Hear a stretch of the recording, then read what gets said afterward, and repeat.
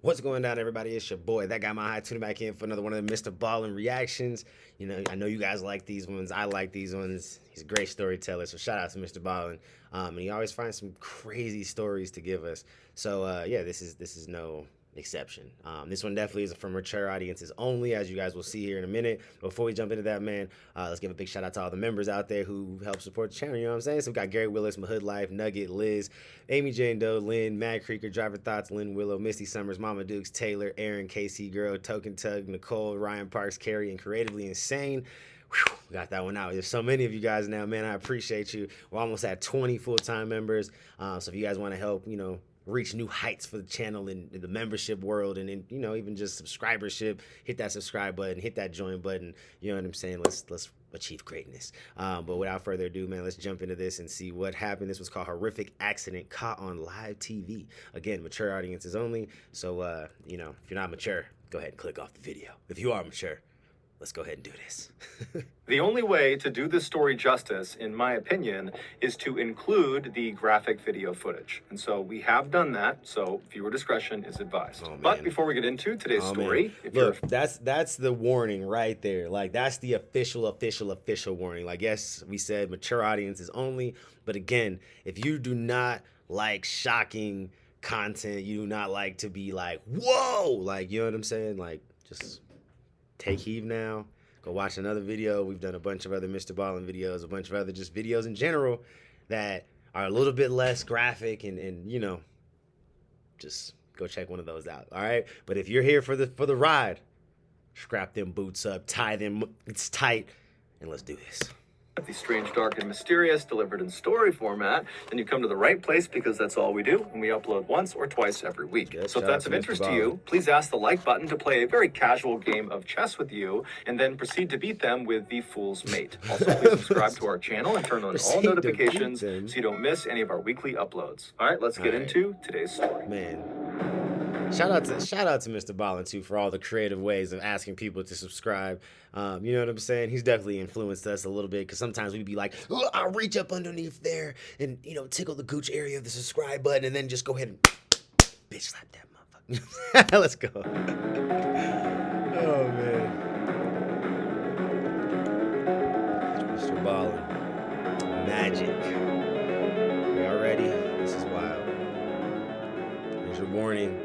On January 27th, 1908, a 34-year-old handcuffed man walked out from behind the curtain to a cheering crowd inside of a theater in St. Louis, Missouri. This was going to be this man's first ever live performance, but he did not seem nervous. Next to this man on stage was this comically oversized milk can that was filled to the brim with water. Once the audience had stopped clapping and had calmed down and taken their seats, this man on stage turned to face this milk can, and then climbed up this small ladder, and then lowered himself feet first into this can, and as he did, his body displaced water from the can, causing it to spill over onto the stage. And then once almost all of his lower half was submerged in water and the audience could only see his face, this man looked over at his assistants in the wings of this theater and kind of gestured to them that he was ready to start. And so the assistants come running out into the middle of the stage, and they immediately close the lid of this milk can over this guy, pushing his head down into the water.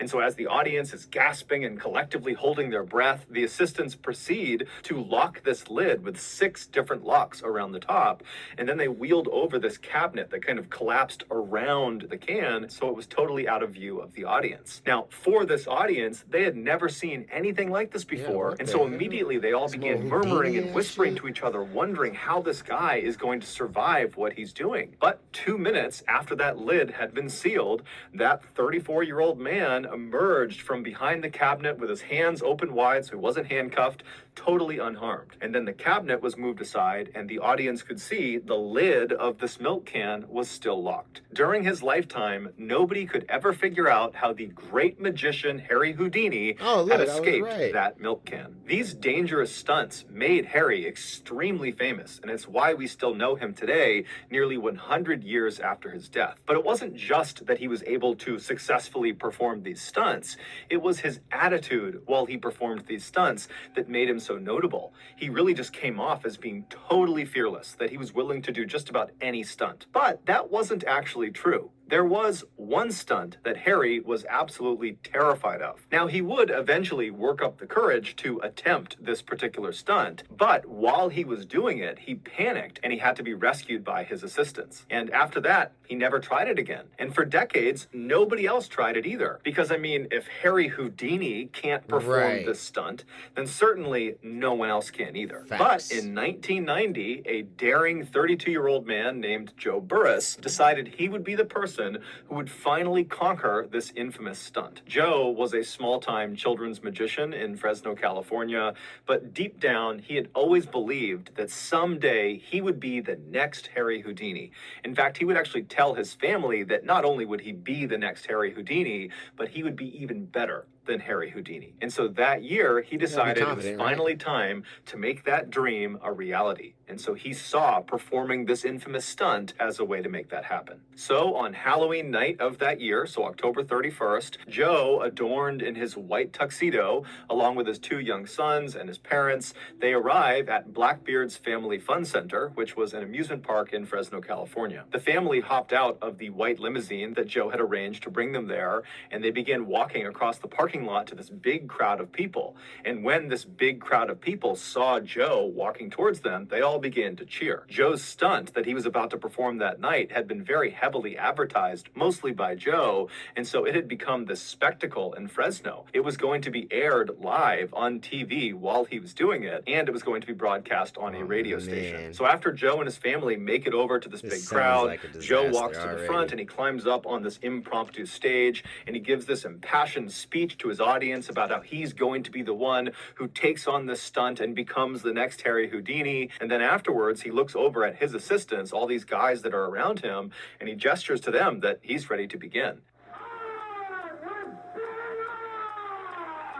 And so with all these TV cameras rolling, the assistants walk up to Joe and they begin shackling his wrists, and they put these chains around his body, and then they lifted him up and put him inside of the see-through plastic coffin. And then this coffin was lowered into the 7-foot pre-dug hole that was right nearby. Once Joe gave the signal that he was ready to go, they would fill this hole in, and the stunt that he would perform would be to escape being buried alive. Houdini had attempted this by being buried under 6 feet of dirt, and he had managed to get out of his coffin, but then he just could not get through the dirt and began to panic. And had it not been for his assistants literally reaching into the dirt and pulling him out, Houdini would have died. Joe, apparently, a year earlier, had attempted some sort of practice run of this stunt. It was not the full amount of dirt. It was some smaller amount of dirt, and he had managed to get out. And so he was really confident in himself. And so for this big televised event, he had decided to really up the ante and make sure it was clear he was not only as good as Houdini, but better than Houdini. And so he was going to have 3 feet of dirt put on his coffin first,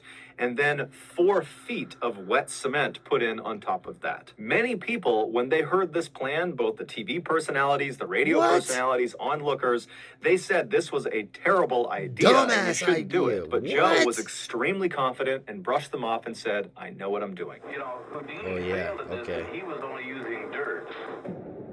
Once Joe was in his coffin at the bottom of this 7-foot hole, he looked up at his assistants standing over the grave waiting for a signal, and he gave it to them and kind of shouted up to them that he was ready. And so his team very excitedly began shoveling dirt into the hole. But after only a couple of minutes, when less than a couple of feet had been put in the hole, they heard Joe yelling out from inside of the coffin.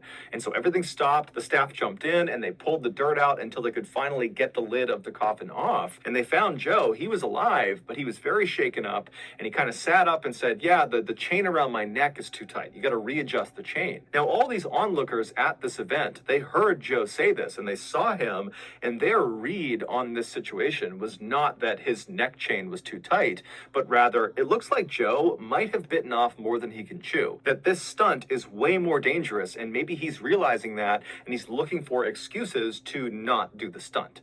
And so the onlookers, they didn't try to egg him on to do it anyway. anyways. They started feeling apprehension too, and so everybody who was there began telling Joe, hey man, get out, don't do this now. This is a really bad idea. It's not worth it. Facts. The chain's too tight. That's a sign. Don't do it. Don't get back in. But Joe, after kind of collecting himself, told the group that he was totally fine, that it was really just the neck chain that was the only issue, and he demanded his staff put that chain back around his neck after they loosened it up and then put him back in the coffin and fill it in. And so eventually his staff, taking cues from him, said, okay. And they got his neck chain readjusted and they put him back in the coffin. They chained him back up again. They closed the lid. And once again, he gave the signal that he was ready to start.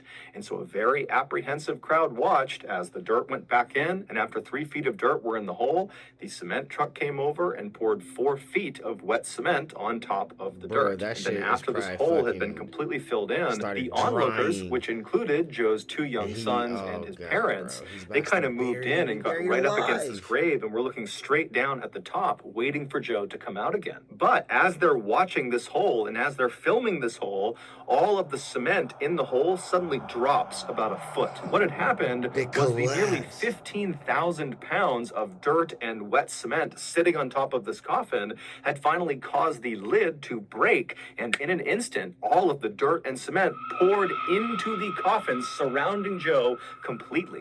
He was truly buried alive. Onlookers immediately jumped into action and did their best to try to dig Joe out, but it took them 30 minutes to finally reach him, and when they did, he was already dead. Joe had ironically died on the exact 64th anniversary of Houdini's death. After an investigation, it was determined that Joe had not tested the strength of his plastic coffin against the weight of the wet cement. He'd only tested it against dirt because that was the one he had done the year earlier. He had done it under dirt and it worked. Joe had also not taken into account that cement dries from the bottom up. So even if Joe had managed to get out of the coffin and make his way through the first 3 feet of dirt that was right on top of the coffin, he most likely would have been trapped under the hardened cement layer. You realize that cement starts to harden first at the lower elevation, so it's going to be hard. You mean it hardens at the lower part? I thought it started at the top. No, it hardens at the top. No. In fact, I shouldn't even kid. This is very serious. This is no magic trick. This was a doomed mission from the start, but because Joe was so confident in himself and his ability to do the stunt, no one stopped him. He thought Houdini was one of the great escape artists, and he wanted to be better than Houdini. And he was close. So that's going to do it, guys. If you found the secret in today's episode, let us know in the comments section what it is and where you found it. So give us the timestamp. That is wild, bro. That is nuts. Like, what? Wait, what? Like, oh, man. Some people, they chase wild dreams, bro. Like, kudos to him for chasing his dreams and going for it, you know? Granted, he should have been able to be a better risk assessor. There should have been way more people around that were willing to challenge him as a leader, you know what I'm saying? And do risk assessment as well. Like somebody, like, I mean, even the whatchamacallit, the reporter dude or whatever, the announcer guy, like, hey man, do you realize that cement hardens from lower elevation up? Like, it's going to be hard at the bottom when you come out of that 3 feet of dirt. You're going to be met with hardened cement, not the liquidy stuff that you think you are. You know that, right? Then he like had that face of like, wait, what? You said what? Don't it go from the top down? Like, no, bro, no, playa. That's not how a cement works. But anyways, that shit is nuts. Y'all let me know what y'all thought about that down in the comments below. That was definitely just a terrifying situation, I think, for anybody to find themselves in. But again, you know, he was doing what he loved to do, man. I guess if you're gonna go out, that was the way to do it, man. I guess doing what you love and giving it 100,000%, I guess. Trying to find a positive in the fact that, you know, like this was doomed from the start, like they said. Like this was just a bad idea from the start. There's a reason that Houdini was like, nah, dog, I ain't doing that shit again. Like, oh, you know what I'm saying? That was scurry. Because it was. Like, that's a terrifying, like, idea to even think to be in, like, being buried alive. Like, that's nuts. Anyways, man, y'all let me know what y'all thought about that down in the comments below, and I'll catch y'all on the next one. Peace.